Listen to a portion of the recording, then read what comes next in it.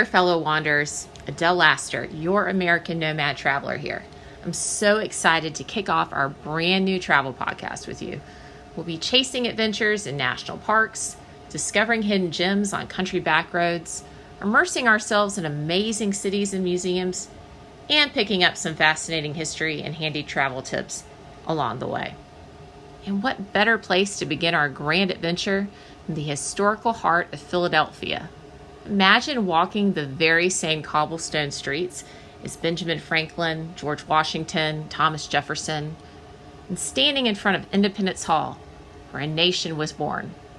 In the episodes ahead, we'll delve into the heart of Philadelphia, exploring its revolutionary roots that shaped America, and the incredible museums that bring its story to life.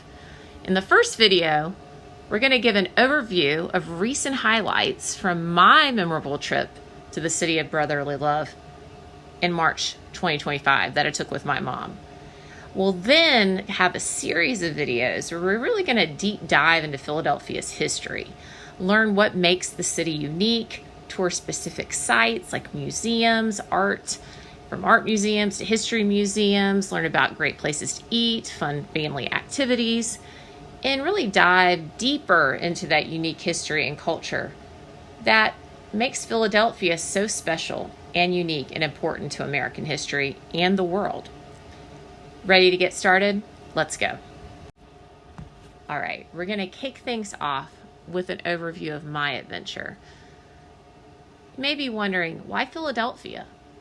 Well, why not? But for me, it's a true pilgrimage. As a huge history buff with a real passion for the American Revolution and the birth of our democracy, I've always dreamt of walking the very same halls where the Declaration of Independence and Constitution were written, debated, and ultimately signed, changing the future of kind of the world forever. You know, this is where democracy wasn't born, but it was really birthed, right, for the modern era. And it's something that we continue to fight and to work towards a better democratic republic in America today.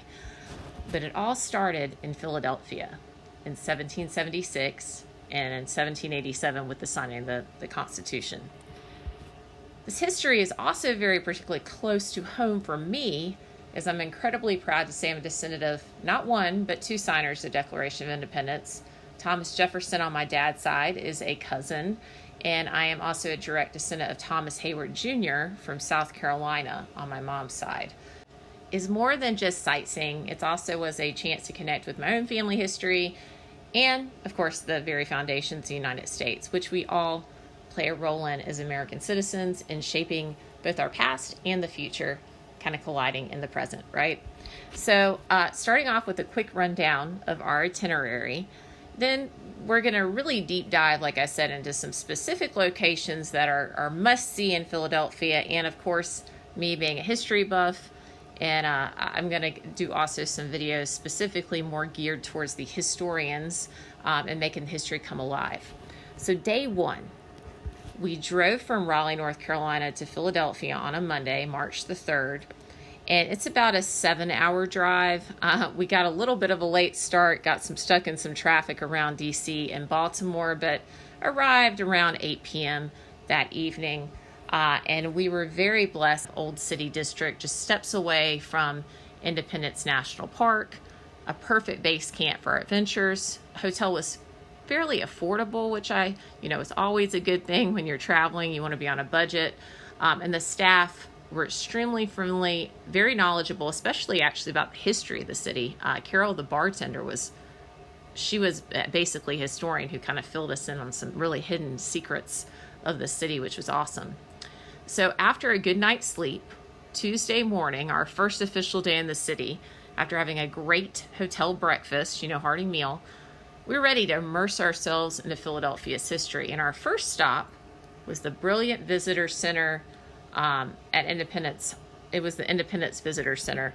Really an amazing place to start your Philadelphia adventure. Honestly, this is what I would recommend as day one action item, because it's conveniently located right by Independence Hall and Independence National Park, Historical Park.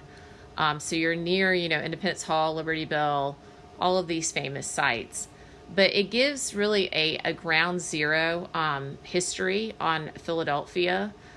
You also have lots of access to information. So we start our video visit to the Visitor Center with an excellent introductory video, which kind of told the story of Philadelphia from its earlier roots. You know, it was a colony founded by William Penn. He was a Quaker. He really wanted to do this holy experiment where all religions were welcome, you know, freedom of religion. And it was kind of became a port city, things like that. And then it really dived mainly into, you know, the Declaration of Independence, liberty, how the Revolutionary War came about, and of course, the Constitution, which still guides our government today, or at least we strive for it to, right? So this video is a good place to start, just to get that, you know, 15-minute quick review and understanding of Philadelphia, so you can really deep dive later into your trip.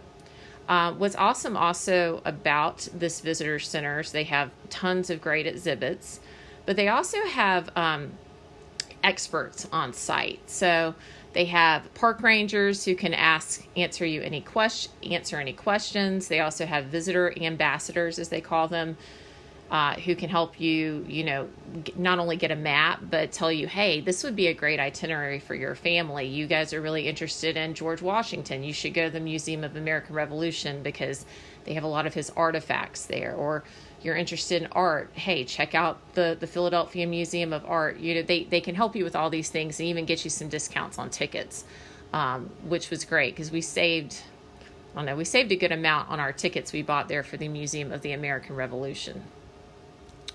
So basically from there, moved over to Independence Hall. Independence National Historic Park is spread across a sprawling 55 acres in the heart of Philadelphia, and it is rightfully nicknamed the most historic square mile in America.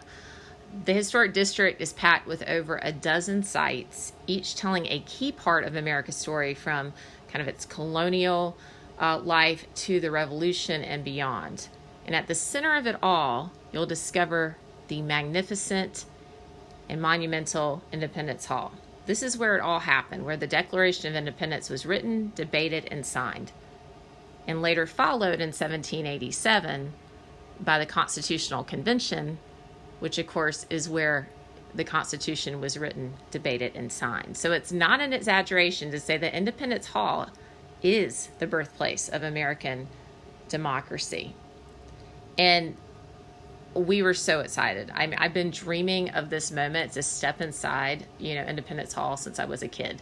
Just never made it to Philadelphia, and I was just, I had chill bumps, right? So, quick tip.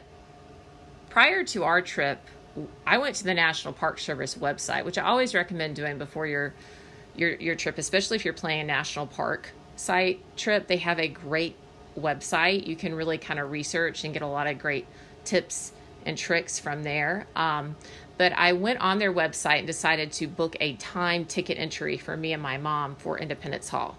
The tours are technically free, but there is a small processing fee if you book in advance. It's like $1.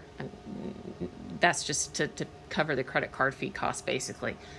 Definitely recommend doing this, though, because we were kind of there in the off season, early March, but you know, any day of the year, Independence Hall always is going to be busy with tourists from all around the world, all around the country, school groups.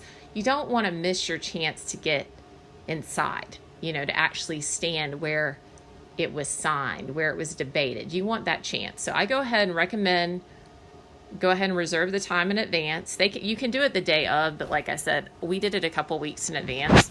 And you can be flexible if you have to switch it, I think. But it only costs $2 to book it in advance. And it was so easy because when we arrived at 11:45 for our tour, we just went in directly through security. Security was very easy, you know, basic stuff. Had the digital ticket. You can also print it out if it's easier. You don't want to carry your smartphone with the ticket or you're worried about the Wi-Fi signal. Once you get in, tours last about 20 minutes. And at first I was like, that's a short tour. You know, I'm such a history buff. I was like, man, I want to hear it all. I want to get really deep into it. But I was pleasantly surprised how much history you you learn in such a short tour. I mean, our senior ranger, a senior ranger was our guide, and he was an expert in Philadelphia history. I mean, he'd been doing this tour forever, and he just really kind of made the history come alive, especially for those maybe who weren't history buffs like me. This was kind of just their first time kind of getting into America's history. You know, I love seeing the kids on the tour with me, their eyes opening up as they're hearing about, you know, the different people who were participating, like Thomas Jefferson, or, you know, how the building was originally used prior to, you know, the Continental Congress met there and the Constitutional Convention. So he shared so many details about Independence Hall, fascinating details. And we actually found out the official name of the building is not Independence Hall. That came later. It was known as the State House of Pennsylvania. And it was originally where the colonial Pennsylvania legislature met, you know, so they had their local colonial legislature for the colony of Pennsylvania. They would meet there. And you could kind of also learn about their court chambers, where they also had a colonial court system where they had trials.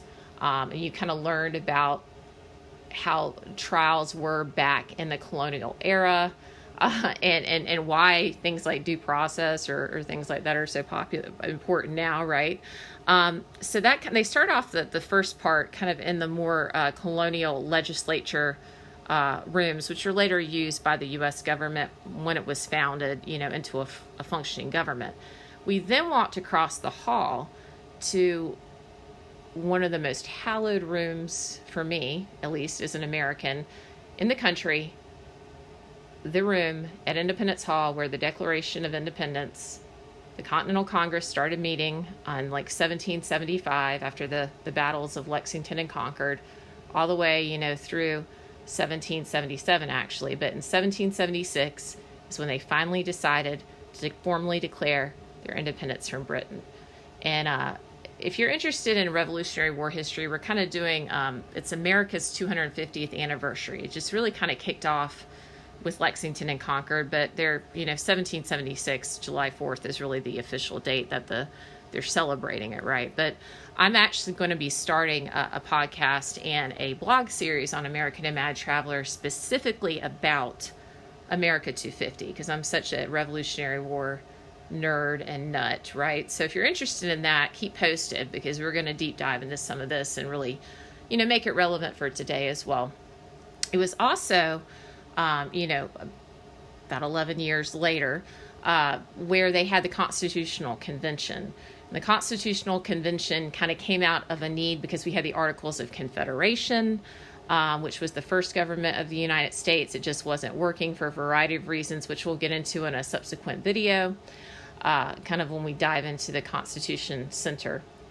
And this is right where it happened. Debated, signed, and the rest is history. Now, as Benjamin Franklin told one of the neighbors who lived nearby the Independence Hall at the time, her name was Mrs. Powell. She was a prominent figure in the community. I like that the ranger told us this, you know, when they left and actually had finally decided to sign the Constitution to put it out to the states for ratification. She said, well, what did you give us? Like, what did you guys accomplish? And Benjamin Franklin said, a republic if you can keep it. And I felt so empowered by that statement, you know, as a citizen it's our job really to be active as citizens and to be caring about our Constitution, you know, writing our representatives about things we care about, you know, really understanding our government and helping others as in our role as citizens. So I thought that was very powerful to end the tour. One other interesting fact before we wrap up this quick synopsis of Independence Hall, is that in the Constitutional Convention of 1787, Rhode Island was actually the only state that did not show up. They were a small state that was worried their rights might be taken away by bigger states like New York, Virginia, you know. So they just didn't come. They thought boycotting it would kind of protect them, or, you know, say, you know, give them the hand or whatever, you know. But pro tip, probably should show up if you're worried about your rights getting taken away, because Rhode Island did not show up. They eventually did ratify the Constitution, but I thought that was an interesting fact. So really only 12 of the 13 states were present. Something else I think that's really important as you're standing there in Independence Hall is really thinking about all of the rights and all of the things that came from, like, the Revolutionary War, Constitutional Convention, things like that. We take so many of those for granted today, but for instance, my ancestor Thomas Hayward Jr. of South Carolina, he took a big risk. All these men took a big risk when they signed the Declaration of Independence. A lot of them had land, they had property, but they were basically going against the most powerful government in the world at the time, standing up for rights, not just for their rights, but for the rights of most people, right? And hopefully eventually the goal was everyone, right?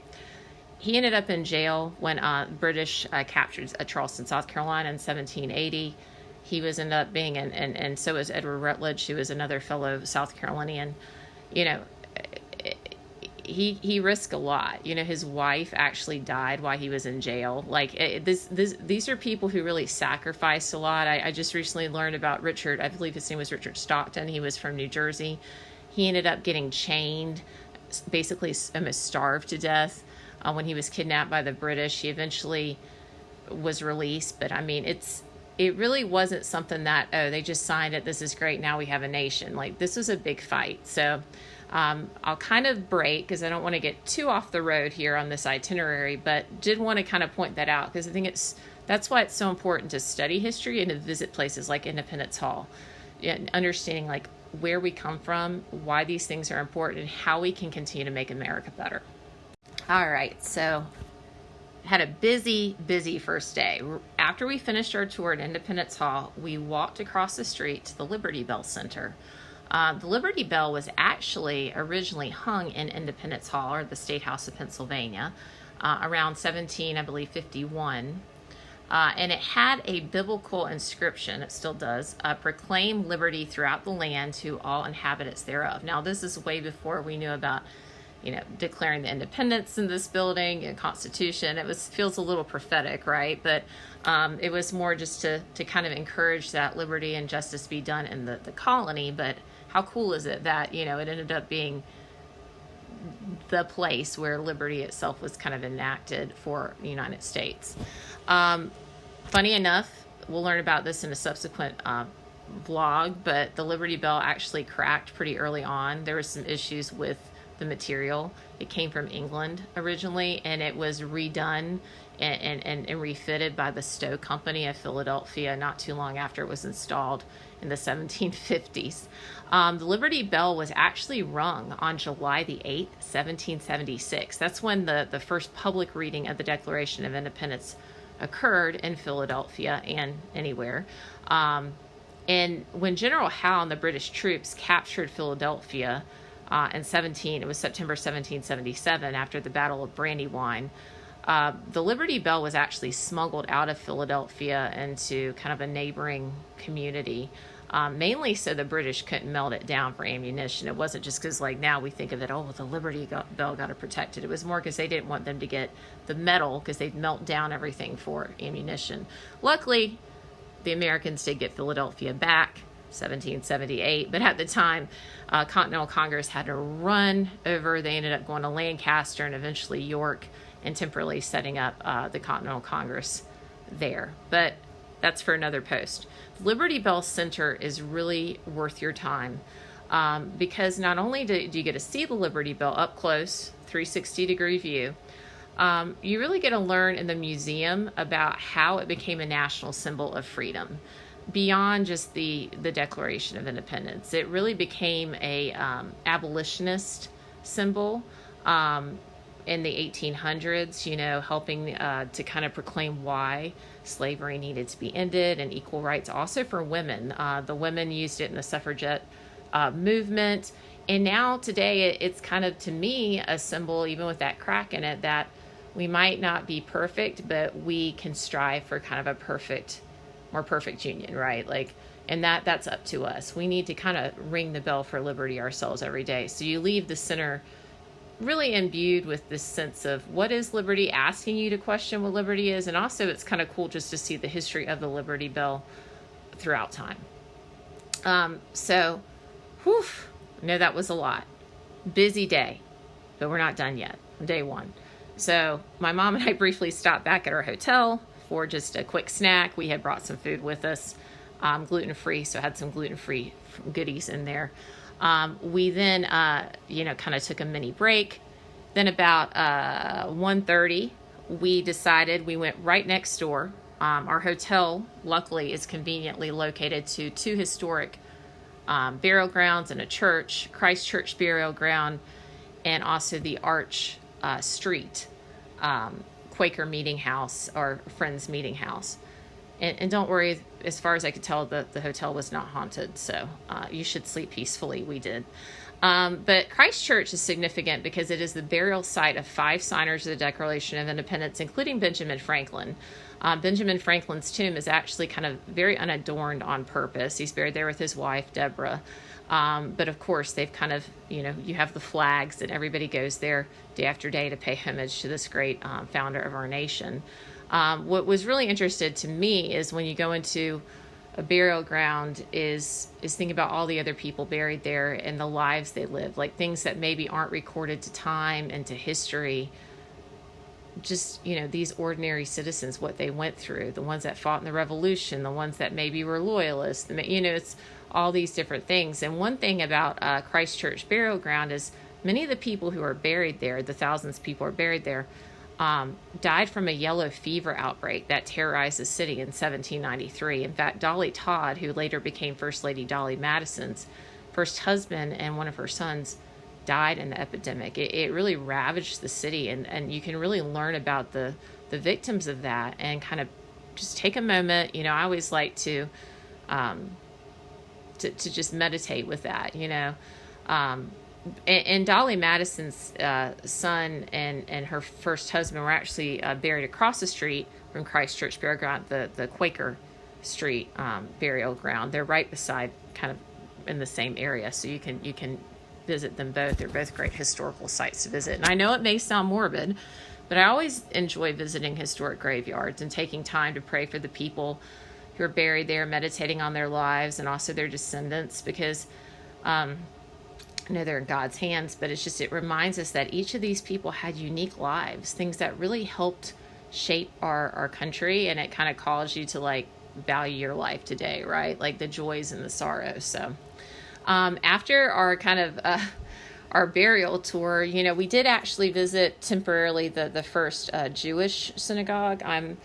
Thought that would be interesting, kind of pay homage there, for my Jewish friends and just learn about that. And we'll kind of detail that in a future blog post. But we capped off the rest of the day with probably one of the highlights of the trip. It was a visit to the Museum of the American Revolution. This is a must-see in Philadelphia. Not only does it provide a comprehensive timeline of the war and all the issues the colonists faced, divisions between patriots, loyalists, taxes, rights, what really does it mean to be a citizen of, Great Britain, are rights being violated, things like that. They have these awesome immersive exhibits. Probably my favorite one was this one on the Oneida Indians, who helped the Patriots against the British. A lot of the Native Americans worked with the British, for different reasons, but it was really interesting. They had this video about it and talked about their partnership and importance in the war, which we can't forget that. The Native history is so important. Also, there's a comprehensive timeline, so you really understand all the issues, what led to this. Why were we happily, with Britain for hundreds of years, and then suddenly, boom, revolution. There's a lot of issues that kind of led to this, like the Stamp Act and stuff, so you can learn about that. But the major reason to visit this museum, absolute hands down, is the fact they have George Washington's war tent. It's one of the original tents he used during the Revolutionary War as kind of his Oval Office, although that's a newer term, right, tied to the White House. But his kind of war room. He even when he had a bed to sleep in, they were quartering with someone who let him stay in the house or whatnot. He would still work day after day in this war tent, partially to kind of show solidarity with his men who were intense, but also, that was just like, this is his chain of command. Within this tent, he would meet with, his staff. Think about like Alexander Hamilton, who was like an aide de camp. He would meet with like generals like Nathaniel Greene, I'll give as an example. It all like right within this little tent, right? And it's just so amazing. He traveled with it throughout the war, got tattered, messed up. So how did it come to this museum? Basically, after the war, it was a boxed up, stored by George Washington's family, his kind of descendants through Martha's side. He had some stepchildren, adopted children, the Custuses.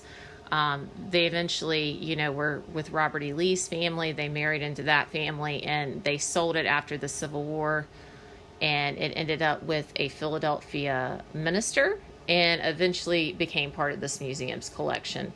Because it's so old, that fabric's so old, you've even hand-stitched it together, for conservation. You see this in a video display. It's kind of like you're seeing it face-to-face. They have like a screen, and then they tell the story of it. But to me, this is living history at its finest. Like, this is 6 degrees of Kevin Bacon. This is like 1 degree of George Washington. So I definitely recommend coming to this and checking out this museum.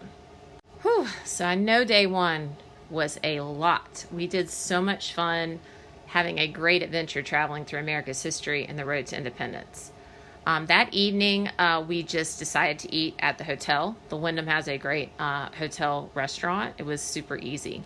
And we were well rested for our day 2 adventures. Wednesday. Unfortunately, as we checked the news, we decided to watch the local Philly news. We were going to have the wind event. And because everything we planned to do on Wednesday was pretty much walking and within distance of the hotel, I'm not afraid to get wet. But when you're talking about like 65 mile per hour winds and tornadoes, probably better not to venture out. So we got up super early on Wednesday before everything set in around noon and went to the National Constitution Center. And hands down, what an amazing experience. This is a must-see for any American, because not only does it tell the story of how our Constitution came to be in 1787, why the Articles of Confederation didn't work, why they had to have a constitutional convention, you really learn about what the Constitution means to us today, how our rights kind of came to be, what the amendments mean, what are the Bill of Rights. It helps you to truly understand and interact with it in a fun and informative way that kind of gives you a call to action too. It was awesome to see all the kids there on their school trips dressing up as like Supreme Court justices as they're learning about the judicial branch, or they were kind of going through the Bill of Rights exhibit, debating what it means, what freedom of speech means, and things like that. These are these like 10 to 12-year-olds, and it's like the future of America is right there. It was so cool to see that. For me, I love the timeline, really kind of reviewing why we even had the Constitutional Convention. The fact it was even a miracle it happened, because technically they weren't just supposed to revise the Articles of Confederation, but they ended up with the Constitution because the Articles of Confederation just didn't work, because for one, they couldn't tax certain things, and they had no authority to do certain things that a national government needs. So how it came to be, you really learn a lot about James Madison, how he researched different forms of government throughout the history of the world to get ideas to bring to the Constitutional Convention. So my favorite part of this exhibit, though, was definitely the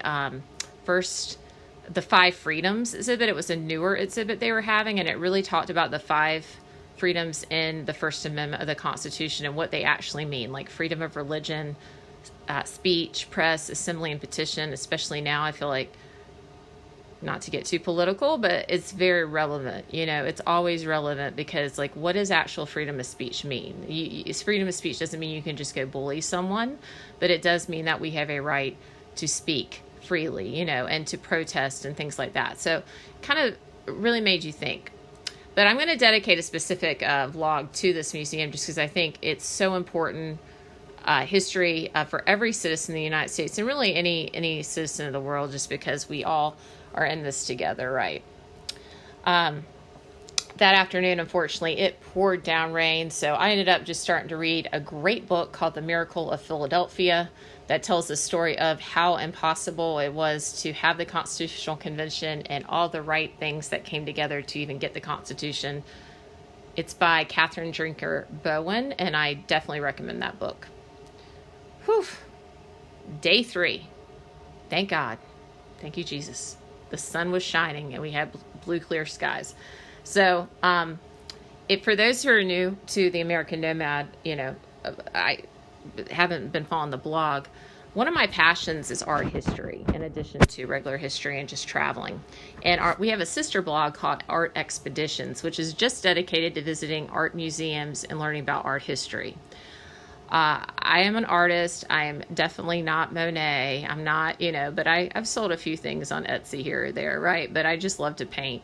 But to me, art history is so interesting because you can really learn about a different time. Like, when a painting, like say a Monet was painted, how the Franco-Prussian War kind of inspired, a certain painting or things like that. But obviously art's just beautiful to look at, and it can kind of speak to our life experience no matter when it was painted. So I was so excited to visit the Philadelphia Museum of Art. This was one of our main goals, was to come here in the Barnes Foundation, two of the most preeminent art museums institutions in the world, and Philadelphia has many. Philadelphia Academy of Fine Arts is another one we just didn't get to this trip. Everybody knows Philadelphia Museum of Art from Rocky, right? You got to run up the steps, charge ahead, make it happen. So we did see the steps. We walked, we didn't run, but we visited with Rocky, and he was cheering us on, right? But we decided to take an Uber to the museum because we had our car, but I always think, when you're in a city like that with parking where it's kind of tight or there's a lot of traffic, sometimes it's just easier to take an Uber. That's one thing that's great about Philadelphia. A lot of it is walkable. They also have a public transit, but we just took the Uber. We got there very early, about 10 a.m., and we were there basically all day. And this is a massive museum. And I'm actually doing a series about the art museum on artexpeditiontours.com. So if you follow American Nomad Traveler on Facebook, you can also, I post the blog post there as well. The Philadelphia Museum of Art is located on the Franklin Parkway, which is kind of like a few miles from the historical district, and a lot of museums are there. It's near, I believe, the Delaware River. But man, this museum is awesome. They have works by Sienese master Duccio. In case you're wondering, like, who the heck is Duccio? He is the founder of the Sienese art movement in the late Gothic period. Fun fact, the most expensive painting the Met in New York ever purchased was a Duccio. Sadly, he died very young. There's a Black Death that struck Siena around 1319, and it really kind of devastated the future of Siena for many years. And the art movement kind of moved to Florence. But seeing a Duccio in person, even if you're not like a Renaissance art fan like me, I mean, it's just really cool. Also, the museum features Renaissance masters like Masaccio, who was the first one to use linear perspective. Basically, you think about that train going in the distance and it slowly fades away, even though the tracks are still the same size. That's an example of linear perspective. It first kind of came in the Renaissance. Fra Angelico, they have works by Roger Wedden. But probably the most famous, I won't say the most famous, but one of the ones that is the most popular painting there is Van Gogh's Sunflowers. It's one of his sunflowers. And the most interesting thing I learned, as much as I've studied that painting, somehow I missed it with this particular edition they have of his Sunflower series. It actually tells the story of the life of the sunflower from birth to death. So it's kind of a story of life. So it's symbolically like telling our life's story as well, which is cool. I'm a huge fan of Cezanne. that my cat's name is Cezanne. So I was really excited to see their huge collection of Cezanne paintings as well. And speaking of Cezanne, we'll experience a ton of Cezannes at the Barnes Foundation on day 4. So quick tips for Philadelphia Museum of Art. You can buy your tickets in advance. Luckily they had a wheelchair, which was nice for my mom because, her knees, sometimes it's helpful to have a wheelchair. Very accessible museum. They have a huge collection of Impressionist works, early American art, Asian art. There's something there for everyone. They also have a couple of great cafes on site, so we were able to eat directly kind of in their cafe. They had some great gluten-free cranberry muffins that I'm still dreaming about, and coffee that was served from a coffee company that actually was created in Philadelphia in the late 1800s, which to me is so cool. To have so much history together in this museum. We'll do a special vlog in partnership with Art Expeditions on this soon, but yeah, must see Philadelphia Museum of Art. Now, day 4, we're continuing our Art Expeditions part of this trip. We stopped at the Barnes Foundation, so it was another beautiful day. So this was Friday. We decided to dedicate the entire day to touring the Barnes Foundation. It was founded by Dr. Albert Barnes in the 1920s. He was a scientist who kind of was a rags to riches story in Philadelphia that discovered and created something called argol. It was an eye drop. It's still actually in use today to prevent certain eye infections in infants. And he made his fortune with it. He ended up selling it, ironically, right before the stock market crash. So he got a little bit lucky there. But he used his fortune. He was really into he saw the value of art in education. And he created the Barnes Foundation more as an educational institution versus like an art museum. And very interesting, he had this idea of these 4 plastics and the different ways you could look at art versus the biography of the artist, the history of what happened when the art was being done. I think it was more like all forms of art share like 4 common things, around like shape, lines, everything has different types of color, things like that. And looking at art in a new way. He was actually, brought Matisse over to Philadelphia, Henri Matisse, in Marion, where the museum originally was, to do some original pieces, which you can see in the museum, which is awesome. For me, as an art lover and someone who really leans into my favorite styles are kind of the Renaissance, medieval, but I love like Impressionism and Post-Impressionism. I mean, those are I like everything, but I lean into those. I really felt like I was like the gates of heaven in this museum. It was so overwhelming because there was just so much amazing art. The Barnes Foundation has more Renoirs than any other museum in the world. He loved Renoir. He loved his use of color. Especially ironically in his later years when Renoir was actually kind of going blind, but he still had this perception just intuitively of how to use color in his art, and Barnes loved that. There's more Cezanne paintings than anywhere in any other museum in the world, which for me, obviously, as I'm saying this, it's funny, my cat Cezanne keeps hearing her name, so she keeps coming up and rubbing against me. But, the Bathers, they have one of the versions of the Bathers, which is interesting. We're going to do a future video on this, but the Philadelphia Museum of Art and the Barnes Foundation had a little bit of a battle of the Bathers because they each have a version of the Bathers. Albert Barnes didn't really like calling it a second version because they are different paintings, but they're both in the theme of these Bathers. Which were very popular and well known for Cezanne. But you can see kind of one of the most iconic versions of the Bathers in this museum, along with his card players painting. But we'll dive into the Barnes in a future post, and I'll tell you why you want to subscribe and make sure you don't miss that one, is because the Barnes Foundation, it's an amazing foundation, great education, but now it's in the heart of Philadelphia. It wasn't always that way. Originally it was in Marion, Pennsylvania, which is, like 30 minutes away from Philadelphia. Albert Barnes didn't want it to move to Philadelphia, but there's a big controversy, a lot of underhanded playing, questions about should it have moved to Philadelphia. In fact, they made a documentary about it called The Art of the Steal. We'll kind of talk about that a little bit in the Barnes video. But that being said, having been to the actual location in Philadelphia, they do a fabulous job, and it's a must-see for any art fan. So we finished up at the Barnes around 4 p.m., got back to our hotel. It was beautiful, sunny, and there were still a couple of things we wanted to do. Obviously, a lot of things we wanted to do. We ran out of time on our trip to see everything we wanted to see, so we'll have to go back. But Betsy Ross' house, we went by. We didn't have time. We weren't able to take the actual tour of the house, but was able to walk around the gardens, see one of,